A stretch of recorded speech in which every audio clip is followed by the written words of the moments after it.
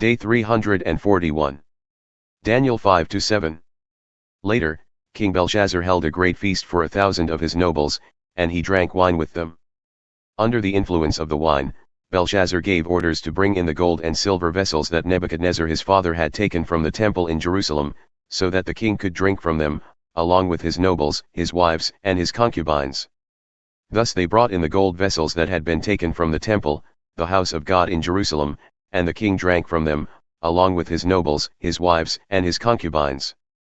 As they drank the wine, they praised their gods of gold and silver, bronze and iron, wood and stone. At that moment the fingers of a human hand appeared and wrote on the plaster of the wall, near the lampstand in the royal palace. As the king watched the hand that was writing, his face grew pale and his thoughts so alarmed him that his hips gave way and his knees knocked together. The king called out for the enchanters, astrologers, and diviners to be brought in, and he said to these wise men of Babylon, "Whoever reads this inscription and tells me its interpretation will be clothed in purple and have a gold chain placed around his neck. And he will be made the third highest ruler in the kingdom." So all the king's wise men came in, but they could not read the inscription or interpret it for him. Then King Belshazzar became even more terrified, his face grew even more pale, and his nobles were bewildered. Hearing the outcry of the king and his nobles, the queen entered the banquet hall. "O king, may you live forever," she said. "Do not let your thoughts terrify you, or your face grow pale. There is a man in your kingdom who has the spirit of the holy gods in him. In the days of your father he was found to have insight, intelligence, and wisdom like that of the gods. Your father, King Nebuchadnezzar, appointed him chief of the magicians, enchanters, astrologers, and diviners. Your own father, the king, did this because Daniel, the one he named Belteshazzar, was found to have an extraordinary spirit, as well as knowledge, understanding, and the ability to interpret dreams, explain riddles, and solve difficult problems. Summon Daniel, therefore, and he will give you the interpretation." So Daniel was brought before the king, who asked him, "Are you Daniel, one of the exiles my father the king brought from Judah? I have heard that the spirit of the gods is in you, and that you have insight, intelligence, and extraordinary wisdom. Now the wise men and enchanters were brought before me to read this inscription and interpret it for me, but they could not give its interpretation. But I have heard about you, that you are able to give interpretations and solve difficult problems. Therefore, if you can read this inscription and give me its interpretation, you will be clothed in purple and have a gold chain placed around your neck. And you will be made the third highest ruler in the kingdom." In response, Daniel said to the king, "You may keep your gifts for yourself and give your rewards to someone else. Nevertheless, I will read the inscription for the king and interpret it for him. As for you, O king, the Most High God gave your father Nebuchadnezzar sovereignty and greatness, glory, and honor. Because of the greatness that he bestowed on him, the people of every nation and language trembled in fear before him. He killed whom he wished and kept alive whom he wished, he exalted whom he wished and humbled whom he wished. But when his heart became arrogant and his spirit was hardened with pride, he was deposed from his royal throne, and his glory was taken from him. He was driven away from mankind, and his mind was like that of a beast. He lived with the wild donkeys and ate grass like an ox, and his body was drenched with the dew of heaven until he acknowledged that the Most High God rules over the kingdom of mankind, setting over it whom he wishes. But you his son, O Belshazzar, have not humbled your heart, even though you knew all this. Instead, you have exalted yourself against the Lord of heaven. The vessels from his house were brought to you, and as you drank wine from them with your nobles, wives, and concubines, you praised your gods of silver and gold, bronze and iron, wood and stone, which cannot see or hear or understand. But you have failed to glorify the God who holds in his hand your very breath and all your ways. Therefore he sent the hand that wrote the inscription. Now this is the inscription that was written, MENE, MENE, TEKEL, PARSIN. And this is the interpretation of the message. MENE means that God has numbered the days of your reign and brought it to an end. TEKEL means that you have been weighed on the scales and found deficient. PARSIN means that your kingdom has been divided and given over to the Medes and Persians. Then Belshazzar gave the command, and they clothed Daniel in purple, placed a gold chain around his neck, and proclaimed him the third highest ruler in the kingdom. That very night Belshazzar king of the Chaldeans was slain, and Darius the Mede received the kingdom at the age of 62. Now it pleased Darius to appoint 120 satraps to rule throughout the kingdom, and over them 3 administrators, including Daniel, to whom these satraps were accountable so that the king would not suffer loss. Soon, by his extraordinary spirit, Daniel distinguished himself among the administrators and satraps. So the king planned to set him over the whole kingdom. Thus the administrators and satraps sought a charge against Daniel concerning the kingdom, but they could find no charge or corruption, because he was trustworthy, and no negligence or corruption was found in him. Finally these men said, "We will never find any charge against this Daniel, unless we find something against him concerning the law of his God." So the administrators and satraps went together to the king and said, "O King Darius, may you live forever. All the royal administrators, prefects, satraps, advisors, and governors have agreed that the king should establish an ordinance and enforce a decree that for 30 days anyone who petitions any god or man except you, O king, will be thrown into the den of lions. Therefore, O king, establish the decree and sign the document so that it cannot be changed, in accordance with the law of the Medes and Persians, which cannot be repealed." Therefore King Darius signed the written decree. Now when Daniel learned that the document had been signed, he went into his house, where the windows of his upper room opened toward Jerusalem, and 3 times a day he got down on his knees, prayed, and gave thanks to his God, just as he had done before. Then these men went as a group and found Daniel petitioning and imploring his God. So they approached the king and asked about his royal decree.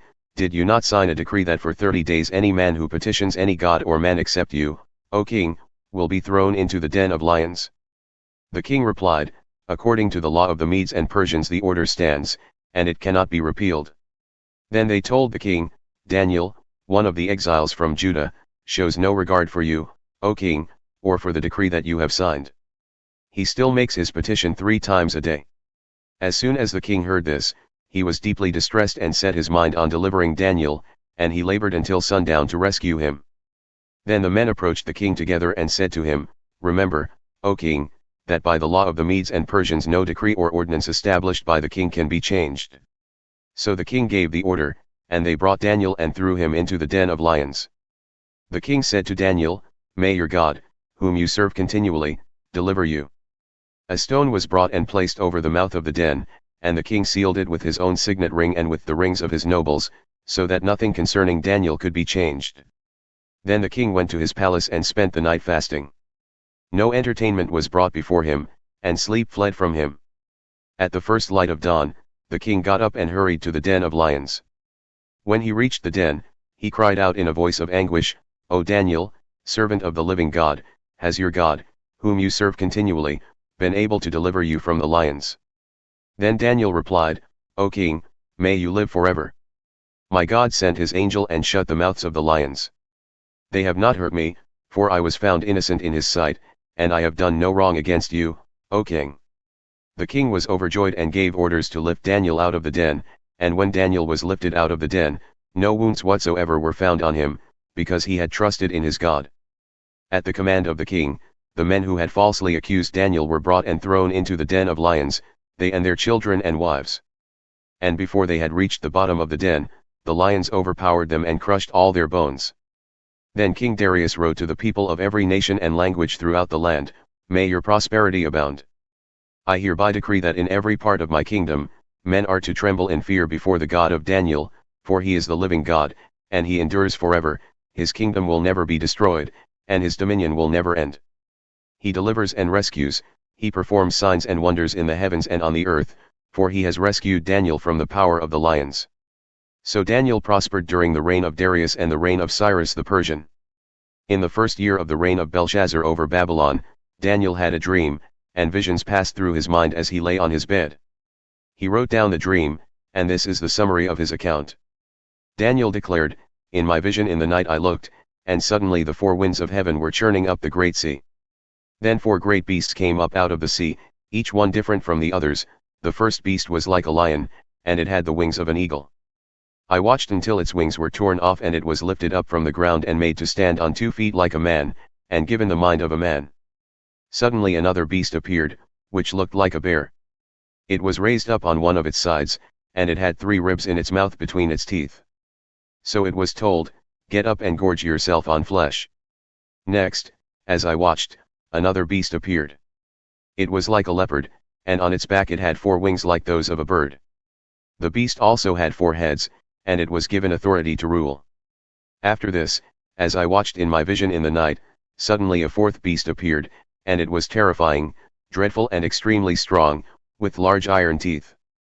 It devoured and crushed, then it trampled underfoot whatever was left. It was different from all the beasts before it, and it had 10 horns. While I was contemplating the horns, suddenly another horn, a little one, came up among them, and 3 of the first horns were uprooted before it. This horn had eyes like those of a man and a mouth that spoke words of arrogance. As I continued to watch, thrones were set in place, and the Ancient of Days took his seat. His clothing was white as snow, and the hair of his head was like pure wool. His throne was flaming with fire, and its wheels were all ablaze. A river of fire was flowing, coming out from his presence. Thousands upon thousands attended him, and myriads upon myriads stood before him. The court was convened, and the books were opened.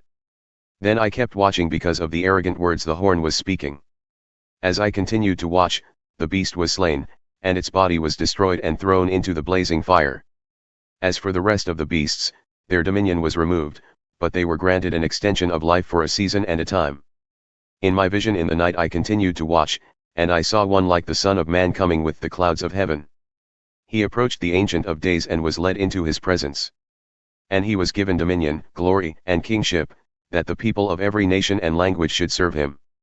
His dominion is an everlasting dominion that will not pass away, and his kingdom is one that will never be destroyed.